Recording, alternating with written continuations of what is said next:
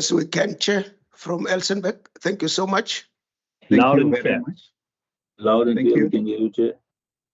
Thank you very much. My name is Noko Masipa. I'm the chairperson of the Standing Committee on Agriculture, Economic Development and Tourism. Welcome, everyone. Yesterday, the Western Cape Appropriation Bill was retabled for referral to and consideration by various standing committee. So we are here, obviously, to consider the report as referred by the appropriation committee yesterday. So, honorable members, just in terms of the rules of engagement, all microphones are to be muted at the beginning of the meeting to avoid background noises. Members to raise their hands option on MS Teams if they want to raise a point. Members and officials that are all make sure that all your video and sound must remain off in order to improve the quality of the connection. Only the speaker's video and microphone remains on. Participants must switch off their mic and video once they have finished speaking. The meeting proceedings are being live streamed on YouTube. Technical assistance by ICT staff is available for those who need such assistance. Procedural Officer, Shireen, are we correcting? Are there any apologies? We are quorumed, Chairperson. One apology from Minister Meyer. Thank you very much. Thank you very much. Honorable members, can I give you an opportunity to introduce yourself?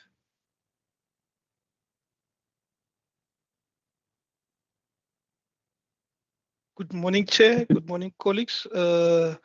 My name is Noel Constable. I am a member of this committee. Thank you. Thank you very much. Morning, Chair. Dave Basils, member of the committee. Thank you very much.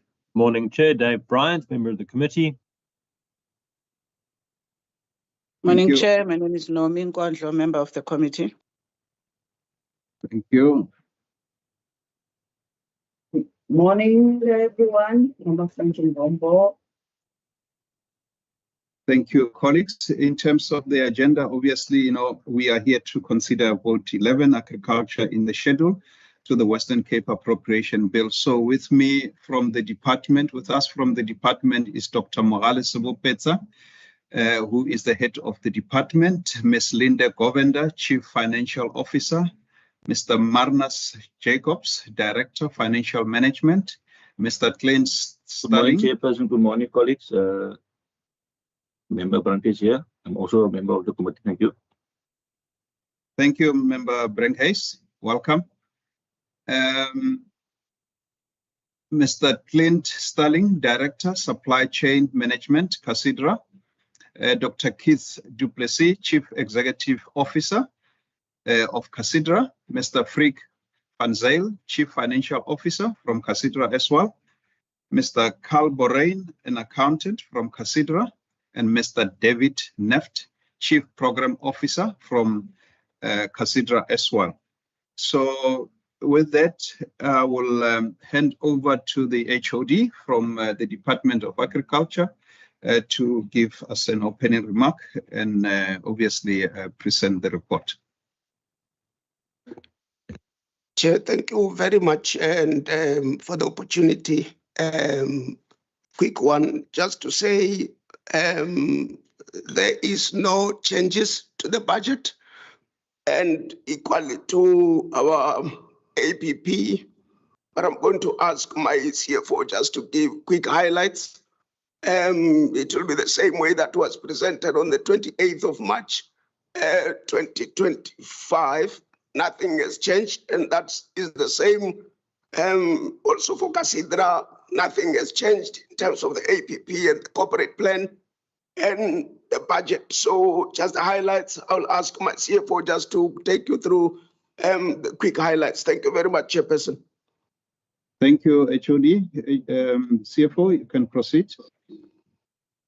Good morning, Chair. Good morning to all the members and colleagues online. I'm going to be very brief. As HOD mentioned, nothing has changed. We based this brief introduction almost on the presentation that was made on the 28th of March. So just in highlights, Our total allocation for 25-26 is 1.021 billion. It was a 2.6% increase over the baseline of 24-25. In terms of our cost of employment and goods and services expenditure, that has increased by no less than 4.5%. COE specifically by 5.1%, without support of additional allocations from the treasuries. The National Treasury did provide the 1% that was added to the initial 4.5 wage agreement. However, the medical and housing and the pay progressions still has to be accommodated within our current allocations. In terms of our funding sources, our own revenue budget for 25-26 is 39.6 million, which increased by 4% over the prior year. This is mainly our tariff increases that we review annually. Our grants increased by 9%, and this is mainly because of the ILIMA conditional grant that normalized after there was a cut in the previous financial year of about 19 million. So we are now back at a 65 million rand grant as it was before, so in 2023-24. Our cost conditional grant was cut by about 4%. There was a 12% cut in the funding for projects. However, they did add a 5 million to accommodate the appointment of assistant agricultural practitioners, which is something new in this financial year. Our provincial equitable share has decreased by 2%. This is also mainly because of once-off earmarked allocations that we had in 24-25 that is no longer or not repeated in 25-26. Our funding for our long-term project, which is the revitalization of our vineyard, was also reduced by 50% over the previous financial year. And then just briefly, in terms of the allocations per program and per economic classification, our programs 1, 2, 3, and 5 have the largest allocations. This is mainly in program 1 the case, which is at a 15% of the total budget, mainly because of our must pays, which is a unique cost that this department has to carry that is not dealt with centrally as with the Cape Town offices. We have to accommodate that in our budget. And then there's also earmarked funding in program 1 for the vineyard. Our biggest 2 other programs is then Sustainable Resource Use and Management, program 2. This is where we also see a majority of the earmarked funding related to river protection works and ecological infrastructure. And then also our EPWP and land care grant resides in program 2. Program 3 is our Agricultural Producer Support and Development Program, and this is where the CASP and ILIMA grants are allocated. So that budget is about 29% of the total allocation as a whole. And then program 5, which is our Technology and Research Development Program, is about 15% of the budget, and that is where our 7 research farms reside, hence the bigger allocation there. Chairperson, we just also want to highlight that there are some programs with what we call quite unhealthy COE ratios compared to total allocations. And this is really because of the very technical and highly skilled resources that we require that does result in higher COE costs. Just to highlight, the veterinary services, for example, have an 81% COE compared to a total allocation. And it's the same with our Technology and Research and Development Program 5, which is about 76% of the total allocation is cost of employment. So, of course, this is cost that you have to take care of first. And this really means that with the increases that's not supported with additional funding from the treasuries, we do eat into our operational funding, which puts pressure on operations. So that is just in summary, Chairperson. Thank you very much. I'll hand back to the HOD. Chair, that is our report to the committee for consideration. Thank you so much. Thank you, HOD and CFO. Honorable members, as the HOD and the CFO indicated, that the report hasn't really changed much. So it's basically the same that they have presented during the previous sitting. I hand over to members if there are questions, clarity-seeking questions.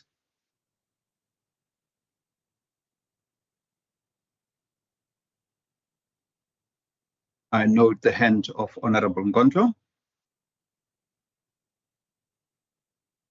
Thank you, Chair, and thank you for the report.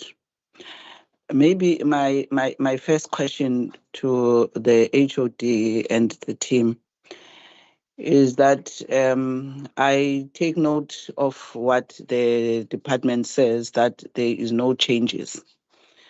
And one would assume that there is no changes because also in terms of allocation, there isn't much that has changed from what was presented to us, given the uncertainty of the budget that was not necessarily approved or confirmed from National Treasury, given the dynamics of that budget process. The thing that I'm actually interested in, because the HOD says the budget has not changed, also the APP has not changed. But also with the same breath, the CFO in the summary report indicates that there are particular pressures, and such pressures including veterinary services ratios of COE, and cuts in CASP as an example, but what as a member I'm not hearing is that because of those particular pressures, didn't the department rethink some of the allocations that they would have made around these particular areas, other than coming back and say, despite all of these, we remain with the same allocations that we're bringing to you as we brought to you on the 28th of March. We remain with the very same APP that we have brought to you, despite all of these issues. So this is just one area that I'm just grappling to understand that then what is going to happen. And I'm raising this, Chair, that at some point you led us into a meeting with the industry where the department also was there, and this particular issue of veterinary services is quite a serious issue for the industry, given I think the pressures from the international trade requirements regarding the health of our animal products. So I'm worried about that, let alone, which would have been a question that I was going to ask, let alone the fact that as the department, you would have came to us as Parliament, you would have received inputs, even by the very committee, through other members here, about concerns, especially around the conditions of agri workers and what needs to be done and what can the department do in as far as those conditions of agri workers, which are very important in the value chain, of the actual performance of the agriculture as an industry. And I'm not hearing, it's like nothing has happened. We sat and waited for the process of National Treasury. Once it's come back, now we're just doing an administrative exercise in terms of retabling. We come back, we must just sign off. So I'm just not understanding that type of logic, Chair. I think that's just the issue. Maybe the department can ease my anxiety, because I recall when we were trying to raise some of the issues with the Minister of Finance yesterday, all she said, which I took it as much as it was not on this particular department, all she said is that any issue we have on the specificities of departments and any changes that could have been done, those could have been done by the departments. So it means there would have been a leeway for the department actually to consider these very issues that they are raising, as pressures that do not necessarily have any allocation. And what does that mean in terms of programming and program budgets? If you are sitting with the veterinary services in terms of COE, that is actually, I think you are saying at 81%, if I heard her correctly, versus the demands of that very crucial program. So that is what I'm trying to understand, Chair, if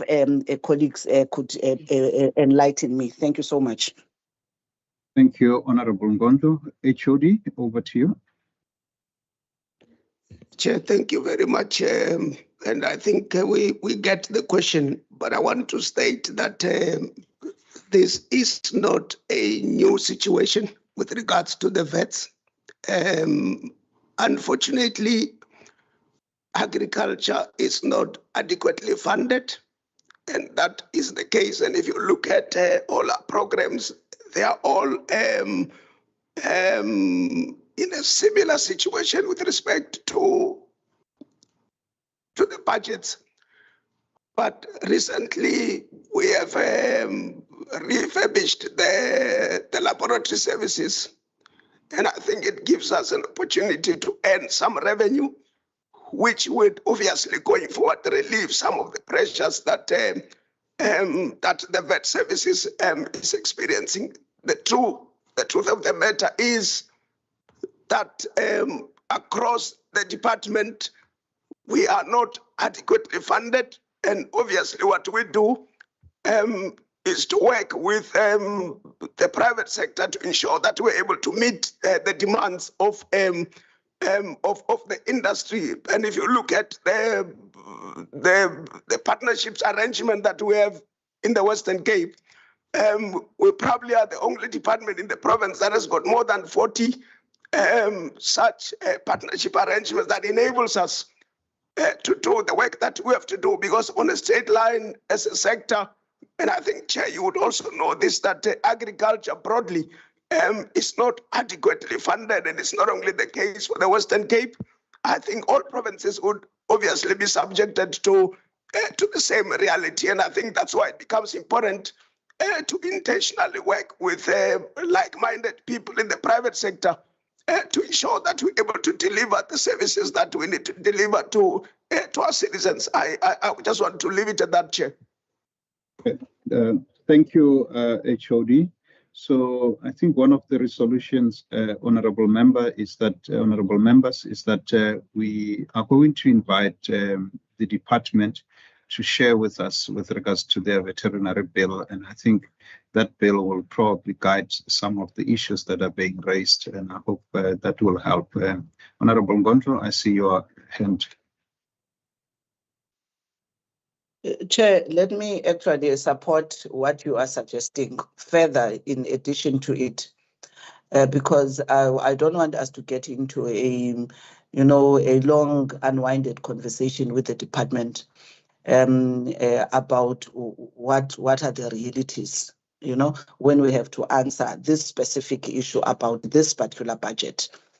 I would be interested, I think, in addition to that at some point the department must come to the committee and must provide or present to the committee what is the ideal budget of agriculture for this particular province, so that this is not left, into a generalization when we have to talk about, program budgeting, which are very specific on the role of the state. Because I get very worried, HOD, if by virtue of the state, and we say now, because the state is unable to fund its own role and responsibility in as far as the agricultural mandate is concerned, then the state must then go to private sector, and private sector must then be seized with actually double dipping, funding its own role and actually in a way encroaching in the role of the state.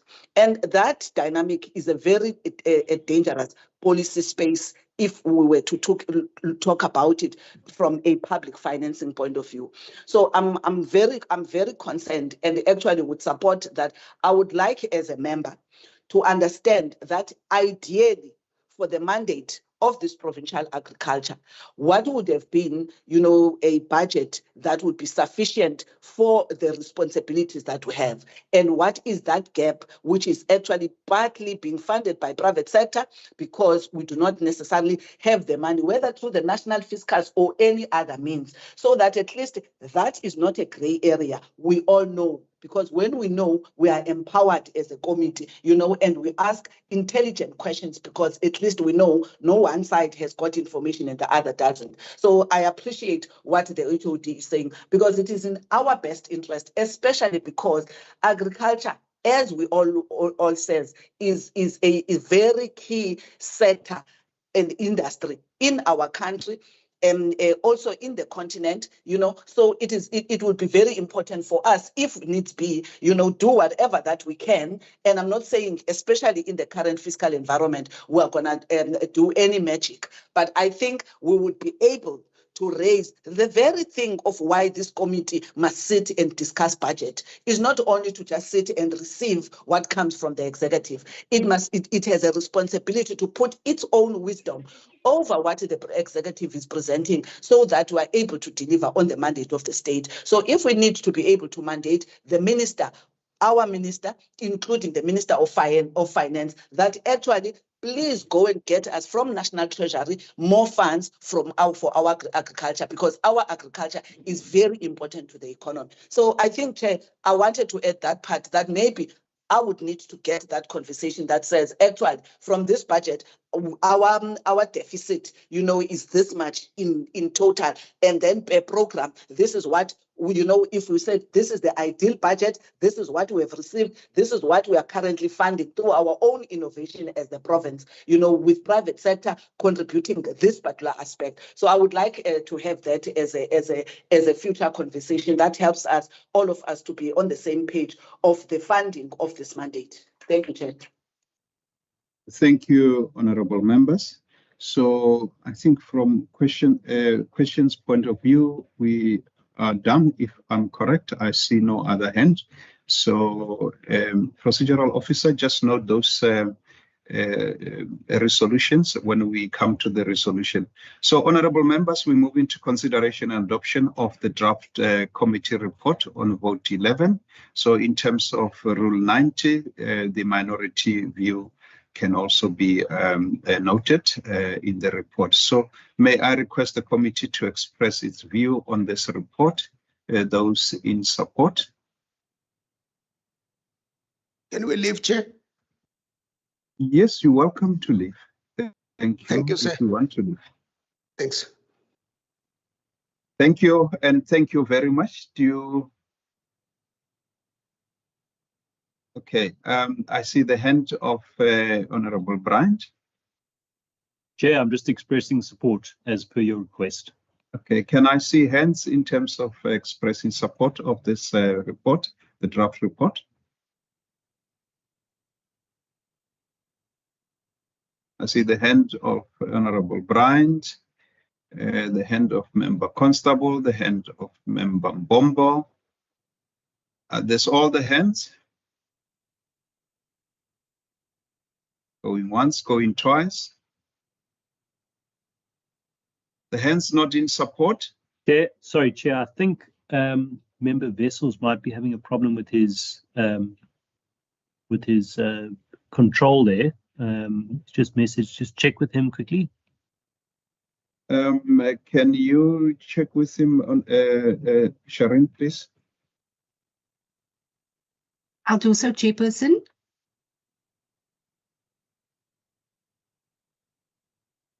Chairperson, thank you very much. Al Jamal, we will decide to not support. Not in support. The not in support, can I see the hands? 2 not in support, 3 in support. So the in support, they have it.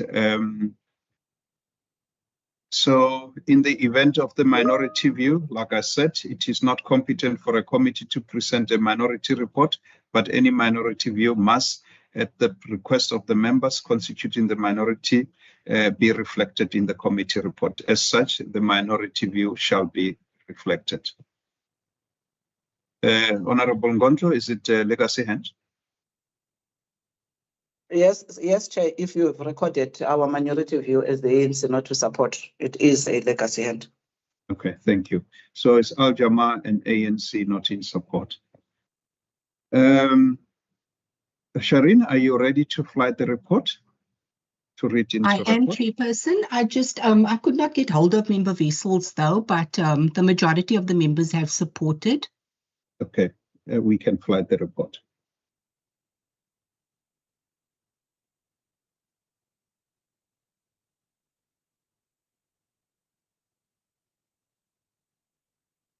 Can you see the report, Chairperson?